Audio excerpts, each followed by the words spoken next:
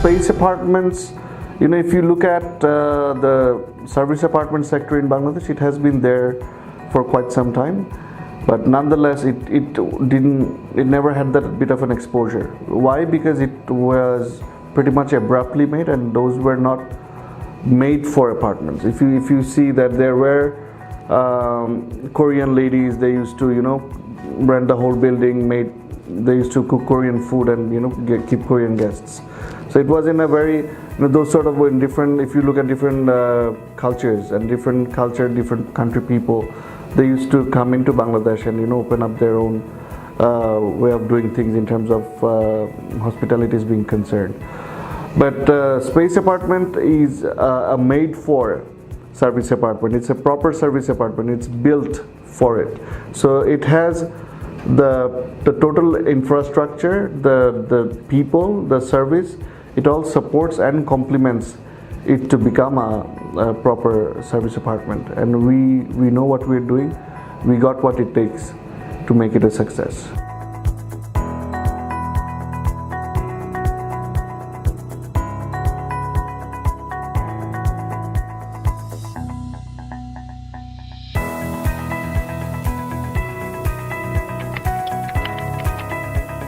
Space Apartments is a comprehensive service provider in terms of if you compare it with any other hotel, we are pretty much able to provide the similar sort of service. We do not have a bar or we do not have a swimming pool, but other than that, whatever the bells and whistles that any other hotel or service apartment provides, we are at par, if not more. The only difference, the few differences. Okay, let me tell you first. We have a 24/7 restaurant. Every service that you can name off, it's 24/7, from laundry to front desk to housekeeping. Everything is 24/7. So the guests have a seamless experience, and they're always well taken care of. Their life is cushioned. What we try to do is build a life cycle around it, because if you look at the location of space apartments, it is strategically located in the diplomatic zone, which is very it is also very close to the most beautiful Gulshan Park, so people can go out there, have a walk, and it's in very secluded, secured zone, so guests feel relaxed and comfortable being here. It's very high-end, so to speak. Why? Because not too many people can afford staying at service apartments like this, and we serve the cream of the crop. I mean, because having a stay in a hotel or a service apartment for a day or two is not a big deal, but having to pay that much money every day for a month or for a year or a few years, it's not very easy to find such guests. So it is tough in a way, but again with the team that I have built in over the years, and they seem to be doing just fine, and we have been having superb business in terms of business growth, in terms of guests. We have all the major diplomatic organizations and a lot of named corporate bodies. I can name a few, like Grameenphone, Unilever, Tommy Hilfiger, Levi's, L'Oreal. Their CEOs and that CXO level, those are the type of people that stays. Other than that, a lot of diplomatic missions, I would not want to mention the names of it due to security reasons. They do come and stay here for a long period of time. We do have a rack rate, and we also do have a corporate rate, and what I would want to do is have my marketing team come and share it with you, so that you're able to share it with your respected clientele.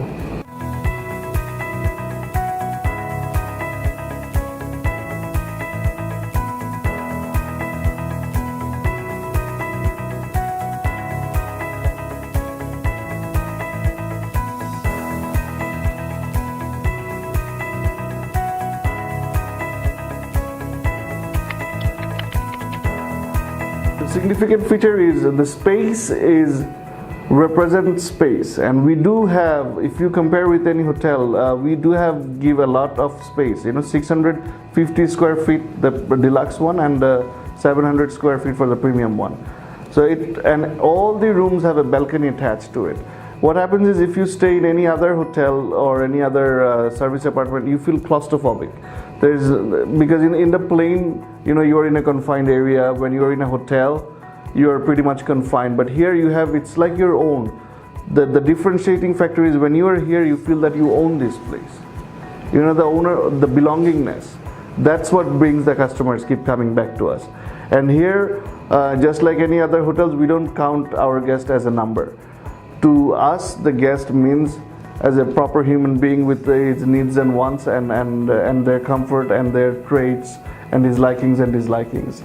So what happens is, we are one of those hotels where we know that what a guest would ask for. A lot of hotels, usually you'll find that they have a lot of things, but you as a customer, you don't really need all that. You need something very specific, which you're comfortable with for over the years of your brought up. So you would want those things to be there. So we know you, we read you well, we talk to you well, we take your interview in a very comfortable manner. You wouldn't know by the time we'll have a total understanding of your likings and dislikings, and we'll do things accordingly. That's the boutique culture, and that is what we're good at. In terms of the guest, as I said before, the quality of guests that we have, they need to have a good place to live for a long period of time, and they have to feel acclimatized. They need to be very highly secured, and which we provide. So in terms of contribution is concerned, we are able to contribute to bring a very positive impression of the country. And how we do so is, what I say to all my employees, that they are not only working here as an employee or a hotelier, they are the ambassadors of this country. So whenever a guest is talking to them, whatever we are saying, what our body language is, that is what an impression that the guest is having in his mind. And we are Bangladesh to him. When we say Bangladesh, he is thinking of us. So how we take care of him, how we are present in front of him, how we communicate, that is how. So we do work we have our fair share of contribution in terms of giving a positive impression regarding Bangladesh to the expats coming to this country. Very recently, I was born and raised in Chittagong, so I have very good memories of Rangamati. So I went to Rangamati myself, and then to visit the hanging bridge and everything. So when I went there, it was the environment, the surrounding, the people there, the visitors or the tourists, you may say, the amenities, the services being concerned. After looking at it, what I had a feeling is in Bangladesh has come a long way in terms of Photoshop. In Photoshop, it looks all beautiful, but when you go there, you experience it, it's very clumsy. I'm sorry to say, I know I might hurt a lot of people's mind saying that, or being in this industry, I shouldn't be saying that. But we are still very much into the primitive stage. We are very much into the basics of providing just a decent food maybe, or just a toilet, or just a sitting area or a few benches. This is it is very difficult. If you go to any other country in the world, you will see that how far they have gone, how well they have thought, how in detail they have thought in terms of building the tourism, what the tourists would want to have while they come, because they're out there to spend money, and for us to be able to grab that money, we must have a very good net, which we do not have. We are very much into the basics. If you go to the Lawachar resort or there's it's still very, very basic, very primitive, and we are still struggling. My dissatisfaction, if you may say it, is towards the government authorities who has been there for all this time, and we are still struggling to come up with a good infrastructure. Even if you look at Cox's Bazar, it has been done in such an unplanned manner. The city, when you stay on a roof and then you look around, all you see is buildings, concrete buildings, and it's not nice. in the long term, you're killing it. Once the building is there, you can't just take it down just like that. Right. So it really hurts me as a human being, as a hotelier, of course, as a part of this industry. It hurts that it should be more well planned. We still got time. It's better late than never. I know that the government has taken their initiative in terms of there's an island they have decided they want to go full-fledged.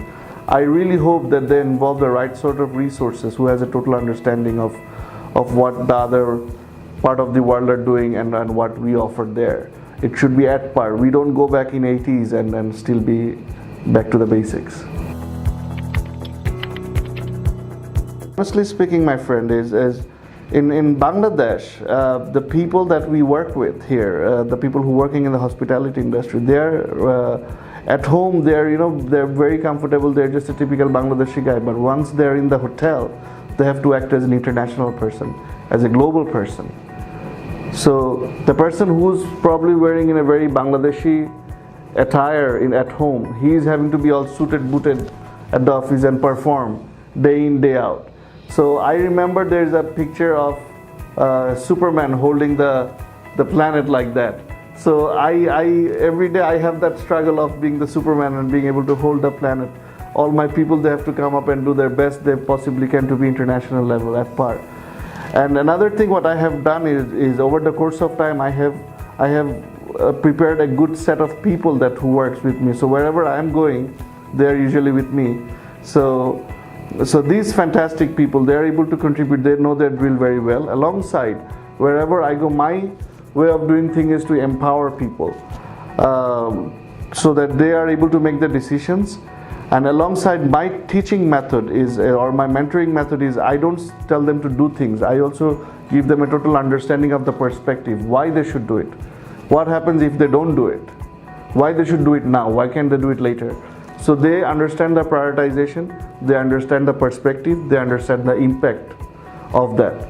So that is how, if we go one at a time, eventually they understand the total understanding of what they should be doing. So their decision makings are just. Eventually the entire hotel starts getting benefit out of it.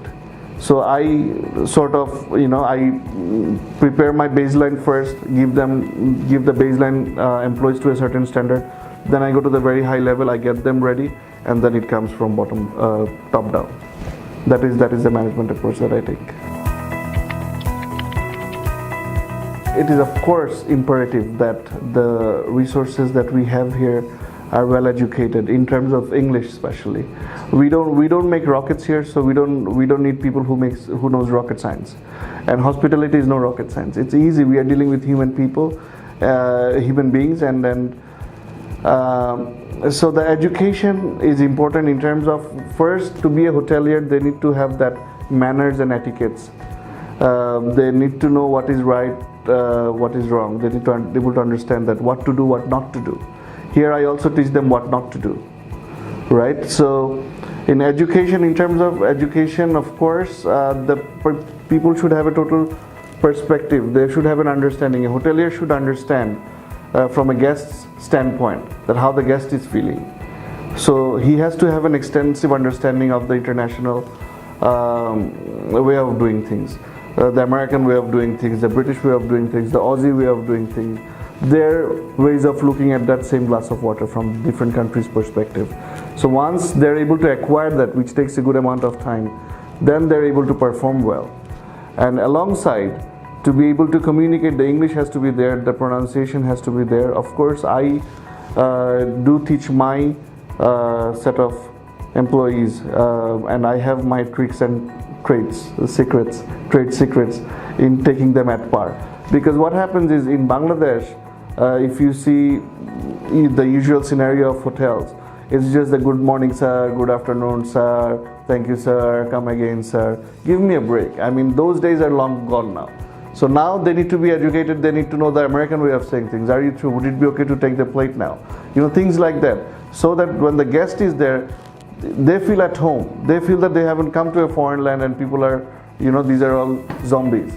So we are still very much updated. We need to sound updated as well. So that is why we need proper English, the right accent. So that is why education is of course very much important. Alongside, grooming is also important. Most important is having a smile.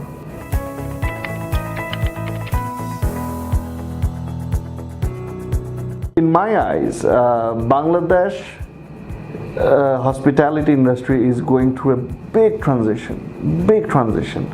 You know, if you look back, we have had the Westin, we have had Radisson, we had the Sonargaon and Sheraton and Lakeshore, so those sort of hotels. But I can bet you in a couple of years what you're going to see, there's going to be a lot of new hotels coming in. You're looking at another 56 hotels coming up in this country, and we are going to need a lot of resources, a lot of human men and women to be involved into this industry. But having said that, when I go back and when I am with the students who are upcoming students, even recently I had a session with the Daffodil University students, what I see is the quality of students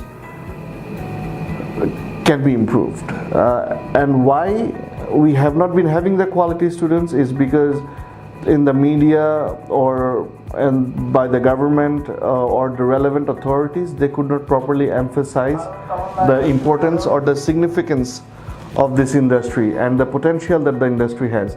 It has been somehow been doomed. It has not been properly represented. And that is why we haven't had the demand for it. It's all the BBAs and MBAs in Bangladesh, right? But that is about to change, I think. You know, once these hotels are taking shape, you know, people will see it. Seeing is believing. They're going to see these huge buildings, the fancy buildings. They would want to have that urge within them to be able to work in those places. So their parents are going to say, why don't you go study this? You know, so those days are coming. And also what I believe, in Bangladesh, we haven't had good ambassadors for this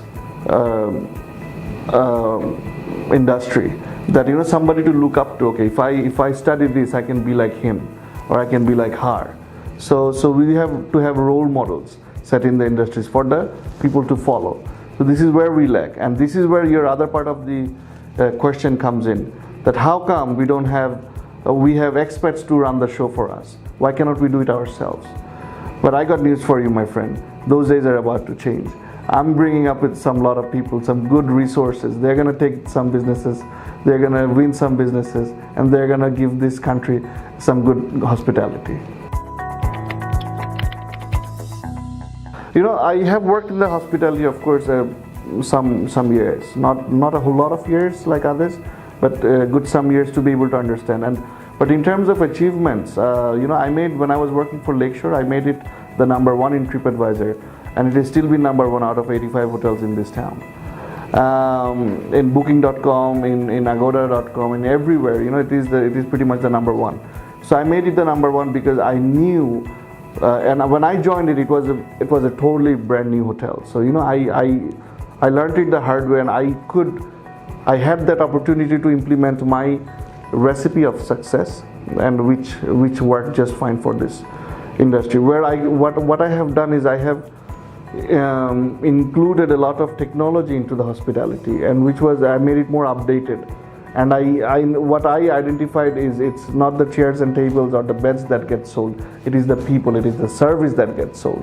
It is the service. It is the people that brings in the business, not the chairs and tables and the fancy faucets. So that is where I invested on my people. I made a good set of people, quality people, updated people. They're able to deliver. So that is how that hotel became a success. Why I joined this service apartment industry is because I wanted to be in one of the pioneers. The pioneers. Whenever there will be names of service apartment will come in, people will have to name my name, that this guy made it a success. So it's always, I am the one who showed them the path. So I'll be remembered. And who doesn't want to be remembered? Of course, success, a lot of people can be successful, but being remembered by everybody, even if you're not there, that's what makes the difference. So I wanted to be a pioneer of an industry, and I, by the grace of Almighty Allah and all the help from my team, I have proven that I have made this service apartment a good success, because Space Apartment is making really good business here. I do have interest in golf. I was living in Uttara before, so every day I would pass by this golf course, and I would have a look at those beautiful people playing golf. And I have my relatives and friends and family who plays golf. And but I think there is a right age for it. There is an age for it, and there is stature-wise, you have to be somewhere there. But I'm getting there, and then I'm getting a lot of information. I've already started getting information on how to get myself enlisted, and very soon you never know, you're going to find me in a golf course.